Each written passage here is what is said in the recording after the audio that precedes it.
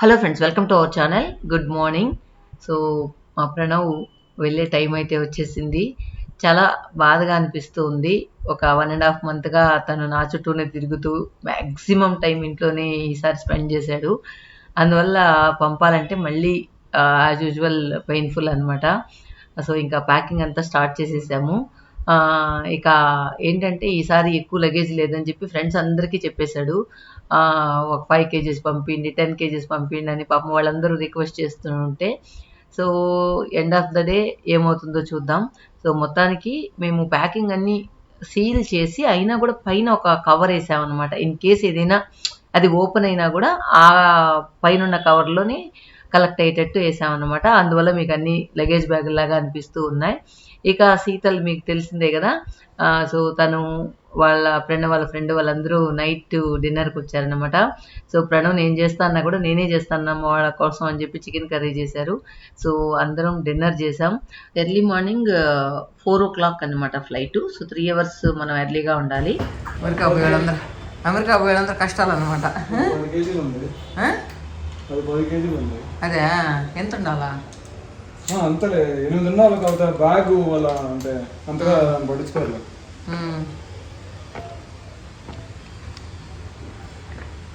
ఎంత ఉంది? 22, 23 కరెక్ట్గా ఉందిరా. 23 ఉందా? అంటే ఇది ఎక్కువ ఉంటుందమ్మా. 25 ఉంది. 25 ఒక కేజీ వెళ్ళా. మన వెయిట్కి వాళ్ళ వెయిట్కి తేడా ఉంటుంది కదా. ఇప్పుడు పెట్టిన ప్యాకెట్ దానిలో పెట్టి సరిపోద్ది. అదొక కేజీ ఉంటుందా? అదే ఉండదు, అది కేజీ ఉండదు. ప్రాణం ఉంటుందా?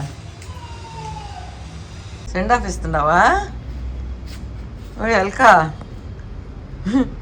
వేరే నీకు సెండ్ ఆఫ్ ఇస్తుందిరా. చిన్నతల్లు కూడా వేసేరే, చిన్నతల్లు కూడా వేసేసి చిన్ని తల్లులు కూడా లేసేసాయి. వద్దులే, మీరు కూర్చోండి. దారా అల్కా, దా మగరా వచ్చి.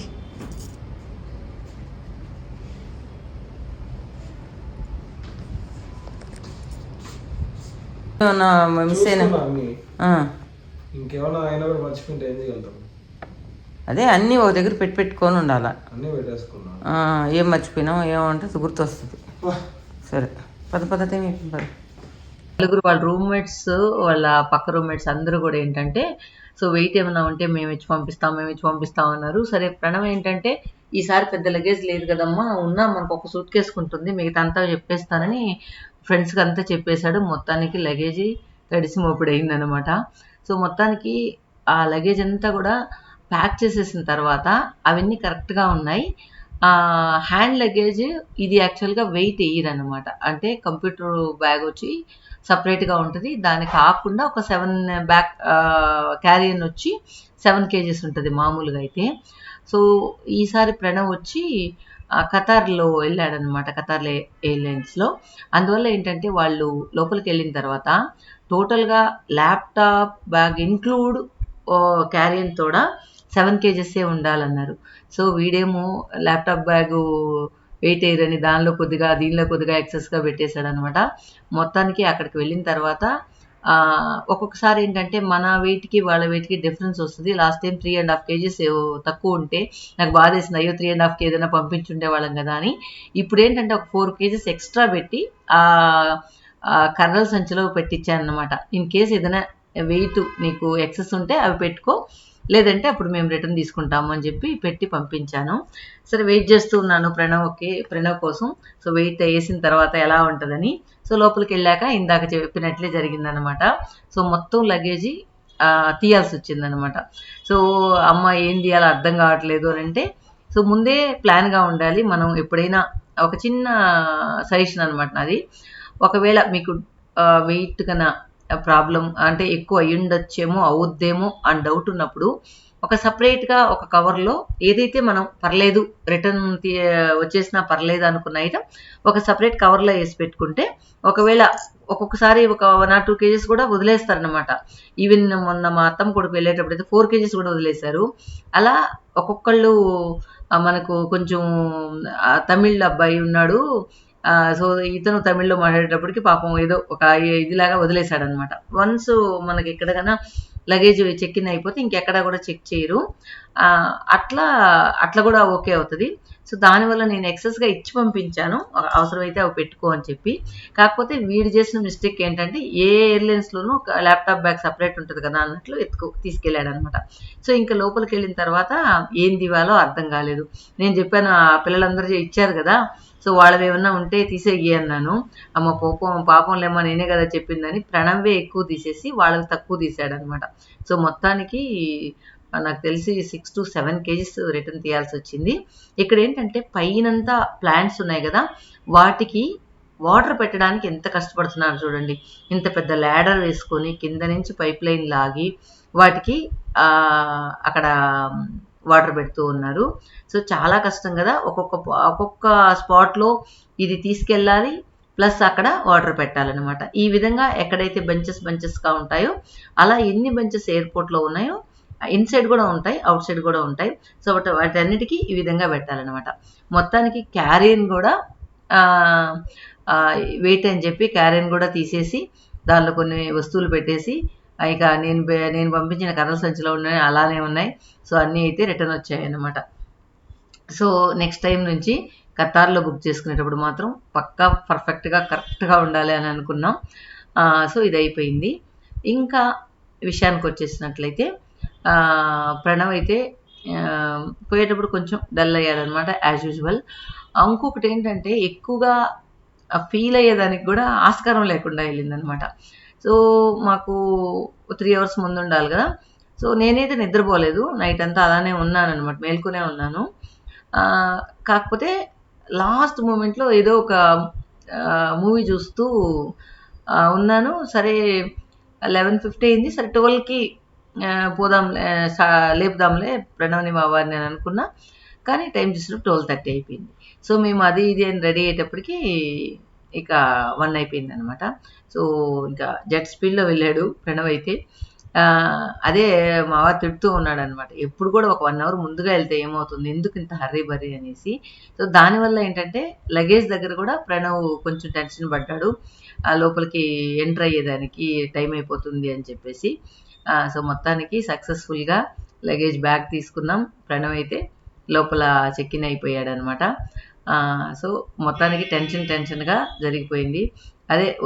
అదే టాపిక్ మాట్లాడుతూ ఉన్నాం. ఇక నెక్స్ట్ టైం నుంచి ఎప్పుడు కూడా ఏముంది ఇంట్లో ఉండే వదిలి అక్కడే ఒక 1 hour కూర్చున్నాం కదా అని చెప్పి అంటూ ఉన్నాడు అనమాట. మా వారైతే తిడుతూ ఉన్నాడు. అది కాకుండా నైట్ కాబట్టి కొంచెం మనకు ట్రాఫిక్ కూడా తక్కువ ఉండింది కాబట్టి కరెక్ట్గా 3 hours ముందు వెళ్ళాలంటే 2 hours ముందు వెళ్ళాడు అనమాట అక్కడ. సో ఇప్పుడు ఏంటంటే ప్రణవ్ వెళ్ళాక తీసి పంపిన వీడియోస్ అనమాట ఇవి. సో తను ఇక్కడ బెంగళూరు నుంచి దోహా అనమాట, దోహాలో ఒక స్టాప్, దోహా నుంచి మళ్ళీ నెక్స్ట్ ఫ్లైట్ తీసుకోవాలన్నమాట.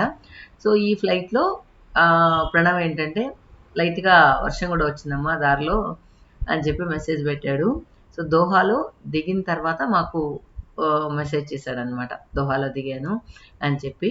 సో మొత్తానికి వర్షాన్ని, ఎండాకాలంలో వర్షం చూస్తే కొంచెం హాయిగా అనిపిస్తుంది కదా. సో మరి ప్రణవ్ వెళ్ళే ఒక 2 to 3 days ముందు నుంచి అయితే బాగా ఎండలు, అందులో ఒకటే ఫ్రెండ్స్ని కలవడం, ఎండలు బాగా ముఖం కూడా బాగా డల్ అయిపోయి పిక్కిపోయి లాక్కుపోయినట్లు అయిపోయింది. అదే మా వారు తిడుతూ ఉన్నాను అనమాట, ఎందుకు పోయేటప్పుడు టెన్షన్గా అక్కడ ఇక్కడ తిరుగుతూ ఉంటాడు, అట్లీస్ట్ పోయే ముందు ఒక 3 to 4 days రిలాక్స్గా ఉండమని చెప్పని. కానీ ప్రణవ్కి ఏంటంటే ఫ్రెండ్స్ ఎక్కువ అనమాట. ఈవెన్ మొన్న చెన్నైకి వెళ్ళినప్పుడు కూడా వాళ్ళ నానమ్మ, చెన్నై వదిలి నువ్వు 14 years అవుతుందిరా, ఇంకా కూడా ఫ్రెండ్స్ ఇక్కడ ఉన్నారా అని అడుగుతుందంట వాళ్ళ నానమ్మ. అంటే వాడికి LKG నుంచి ఉన్న ఫ్రెండ్స్ని టిల్ ఇప్పుడు దాకా కూడా వాడు మెయింటైన్ చేస్తూనే ఉంటాడు. ఈవెన్ ఇప్పుడు ఎక్స్ట్రా ఏంటంటే ఓన్లీ చదువుకున్న వాళ్ళే కాకుండా ఆఫీస్ స్టాఫ్ ఒక 1 year జాబ్ చేస్తారు కదా వాళ్ళు కూడా అనమాట. సో అలా అందరినీ పోగొట్టుకోకుండా కంటిన్యూ చేసుకుంటూ వస్తూ ఉంటాడు, అందరికీ టైం స్పెండ్ చేస్తూ ఉంటాడు అనమాట వచ్చినా కూడా. సో మొత్తానికి ఇప్పుడు ఫ్లైట్ వచ్చి డే టైంలో మేఘాల్లో తేలుతూ వెళ్తూ ఉంది. సో ఎక్కడో మనం పైకి వెళ్ళిన తర్వాత ఏం కనిపించవు కాబట్టి చాలా బోర్ కొడుతుంది. అదే బస్సు ట్రైన్ అయితే హ్యాపీగా ప్రకృతిని చూస్తూ ఎంజాయ్ చేస్తూ వెళ్ళొచ్చు. ఇదొక్కటి అనమాట డిసడ్వాంటేజ్. అంతసేపు ఫ్లైట్లో కూర్చోవడం కూడా నిజంగా నాకు వింటూ ఉంటేనే అమ్మో నా వల్ల కాదనిపిస్తుంది. ప్రణవ్ రాండి రాండి అంటుంటే అమ్మో నా ఫ్లైట్ జర్నీ భయంగా ఉంది ప్రణవ్ రావడానికి అని చెప్తూ ఉన్నాను అనమాట. సో మొత్తానికి దోహాలో అయితే ల్యాండ్ అయిపోయాడు. కానీ వాడికి ఇచ్చిన ఫుడ్ అంతా కూడా ఈ విధంగా ఉందన్నమాట. అదే నేను ఇక్కడ నాకు వెళ్ళేటప్పుడు ఏమొద్దమ్మా నాకు కొత్త పెరుగన్నం పెట్టమ్మా, ఎట్లా అక్కడికి వెళ్ళిన తర్వాత నాన్ వెజ్ చంపేస్తారు వాళ్ళు, నాన్ వెజ్ పెట్టి అని చెప్పి అన్నాడు. సో మొత్తానికి అయినా కూడా ఇక్కడెక్కడ మా బెంగళూరులో మార్తాళి దగ్గర బిర్యానీ చాలా బాగుంటుందంట. సో పూజీ ప్రణవ్ వెళ్ళి అక్కడ బిర్యానీ తీసుకొచ్చి నైట్ డిన్నర్ చేశారు. సో మళ్ళీ నాన్ వెజ్. ఫ్లైట్లో కూడా స్లీపర్ బెడ్ లాగా ఉండి ఆల్రెడీ ఉన్నాయి కానీ చాలా ఎక్స్పెన్సివ్. అలా కాకుండా మనకు ఇప్పుడు వాళ్ళు ఏమంటారు స్లీపర్ కోచ్ లాగా అలా ఉంటే కొంచెం బాగుండేది రీజనబుల్ ప్రైస్లో. కానీ అంత బడ్జెట్ మనం పెట్టుకోలేం కాబట్టి ఇంకా నార్మల్గా అంతసేపు కూర్చొని పోవాల్సిందే. సో మొత్తానికి ఎన్నో ఏమంటారు 7 సముద్రాలు సప్త సముద్రాలు దాటి మొత్తానికి జర్నీ చేస్తూ ఉన్నాడనమాట. సో ఇక దోహాలో ల్యాండ్ అవబోతూ ఉంది ఫ్లైట్. సో దోహా ఎయిర్పోర్ట్ ఎలా ఉంది, దోహా సరౌండింగ్స్ ఎలా ఉంది అనేది కూడా మీతో షేర్ చేస్తాను. కొంచెం ఏంటంటే ఈ వ్యూ ఏంటంటే పైనుంచి టేక్ ఆఫ్ అయ్యేటప్పుడు ల్యాండ్ అయ్యేటప్పుడు మాత్రం కొంచెం చూడడానికి బాగుంటుంది. ఇక మేఘాల్లోకి వెళ్ళిపోయిందంటే ఎంతసేపు చూసినా మేఘాలని బోర్ కొడుతూ ఉంటుంది అనమాట. సో ఫ్లైట్ బాగా కిందకు వచ్చేసింది చూడండి, ల్యాండ్ అవ్వబోతూ ఉంది. సో మొత్తానికి ఇక్కడ నుంచి మనం చూస్తే ఇక్కడ ఎక్కువగా ఇల్లుల కంటే కూడా వాటర్ ఎక్కువ కనిపిస్తూ ఉన్నట్లు అనిపిస్తూ ఉన్నాయి నాకు. ఆ బ్లూగా ఉన్నవంతా వాటరే అనుకుంటా. బ్లూగా ఉన్న వాటరా లేకపోతే ఏంటి, వాటరే. చూస్తే ఇక్కడ ల్యాండ్కిను వాటర్కి చాలా డిఫరెన్స్ ఉంది చూడండి. సో మొత్తానికి ల్యాండ్ అయిపోయాడు దోహా. మేము కూడా జూన్లో వెళ్దాం అనుకున్నాం. సో మాకేంటంటే కొంచెం ఇక్కడ బిజీ షెడ్యూల్ ఉండడం వల్ల మళ్ళీ సెప్టెంబర్కి పోస్ట్ పోన్ చేసుకున్నాం అనమాట. సో ట్రై చేస్తున్నాం సెప్టెంబర్లో అయినా వెళ్ళి వద్దాం ఒకసారిని. నాకైతే అస్సలు ఆ యూఎస్ అంతా వెళ్ళాలని కానీ చూడాలని కానీ లేదు. కానీ అందరూ వస్తే బాగుంటుందమ్మా అని చెప్పి ప్రణవ్ అంటున్నాడు. ఇంక వాడి కోసం వెళ్ళాల్సిందే కానీ నాకైతే అస్సలు ఇంట్రెస్ట్ లేదు. నాకు ఎంతసేపు మన ఇండియాలో చాలా ఉన్నాయి చూడాల్సింది, అవి చూస్తే చాలా అనిపిస్తుంది. ఇక చూడండి దోహా ఎయిర్పోర్ట్లో ట్రైన్ ఎయిర్పోర్ట్ లోపలికి వచ్చే విజువల్స్ మనం ఇప్పుడు చూడొచ్చు. చాలా బాగా అనిపిస్తుంది కదా. ట్రైను ఫ్లైట్ పక్కనే ఉంటే పక్కనైనా కాకుండా ఎయిర్పోర్ట్లో ఉందన్నమాట. సో ఎయిర్పోర్ట్ వ్యూ ఒకసారి చూడండి. ఈ వీడియో మీద మీ వాల్యుబుల్ కమెంట్స్ చెప్పండి. అదేవిధంగా ఎప్పుడు మనం పిల్లల్ని పంపించాలన్నా వాళ్ళు ఎన్ని రోజులు మనతో ఉండి మళ్ళీ వెళ్ళేటప్పుడు ఖచ్చితంగా పెయిన్గానే ఉంటుంది. సో అది అందరూ యూఎస్కి పంపించిన అమ్మలందరికీ ఆ పెయిన్ తెలిసిందే. సో ఓకే ఫ్రెండ్స్, ఈ వీడియో మీద కమెంట్స్ మాత్రం పెట్టండి. Thank you for watching.